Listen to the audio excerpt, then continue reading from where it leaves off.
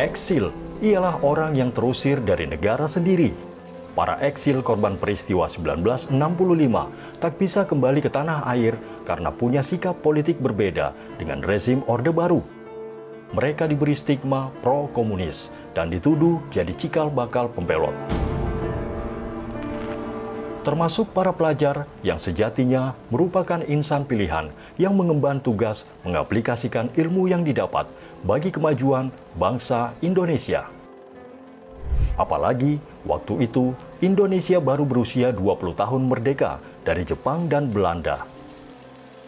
Tetapi selama puluhan tahun itu para eksil menanggung luka, dicap sebagai pengkhianat bangsa.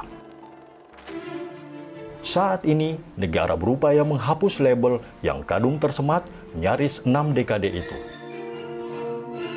Negara mencoba kembali merangkul eksil dan ingin memberikan keadilan serta menyelesaikan prahara politik yang dibiarkan lama menggantung. Mereka sudah 58 tahun rata-rata berada di luar negeri, tidak bisa pulang. Nah, sekarang kita katakan kepada mereka bahwa peristiwa politik itu sudah diselesaikan juga secara politik oleh pemerintah, yaitu dengan kita membuat penyelesaian non-yudisial, yaitu memberi perlakuan khusus, memberi santunan dan penyelesaian psikologis maupun sosiologis kepada para korban.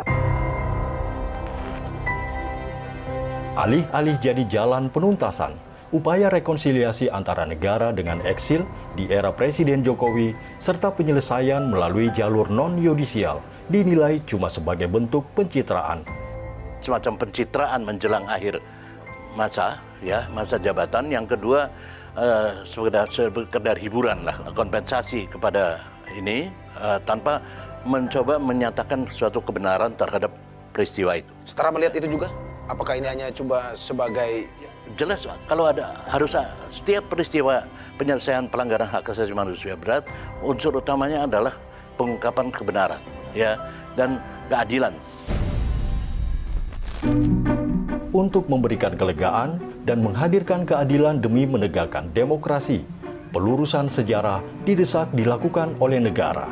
Sebab eksil ialah produk dari sebuah pelanggaran HAM berat yang dilakukan oleh negara.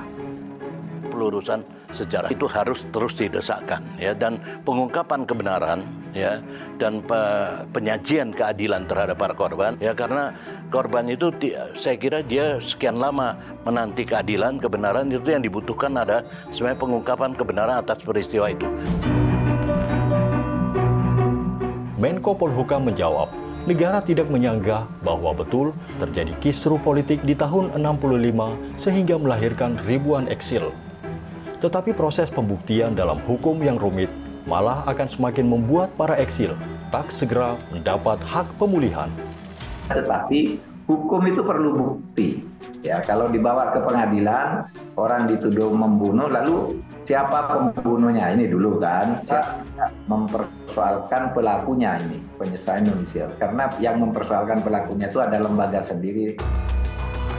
Jangan tanya apa itu nasionalisme pada mereka para eksil. Putra-putri bangsa ini amat cinta Indonesia, meski di masa lampau mereka terusir dari negara sendiri.